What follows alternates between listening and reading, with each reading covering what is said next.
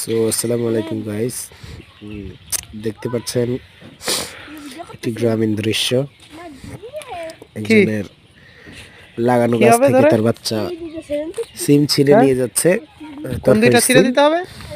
এবং হ্যাঁ, এই তরকারি ও আচ্ছা, অতীব ওই দুইটা সুস্বাদু হয়, কারণ এটা নাও গাছের, নিজের হাতের লাগানো, নিজের নাও। গাছের তরকারি, আর হচ্ছে সার মুক্ত, কীটনাশক মুক্ত। এবং দেখেন, আমি নিজ হাতে দুটো সিম ছিঁড়ে দিলাম তাকে। এবং এতটাই সুন্দর দৃশ্য যা শহরে কখনোই উপভোগ করা যায় না। আমি গ্যারান্টি দিয়ে বলতে পারি, এই ধরনের দৃশ্য দেখতে হলে আপনাদের অবশ্যই আমার ইউটিউব চ্যানেলকে ভিজিট করতে হবে, কারণ এটা আমি নিজে মেক করেছি। এই ভিডিওটা আমার নিজের গ্রামের দৃশ্য। নাকল মাঠপাড়ার দিকের যে গ্রামের দৃশ্যটা আছে, সেটা আমি তুলে ধরার চেষ্টা করেছি।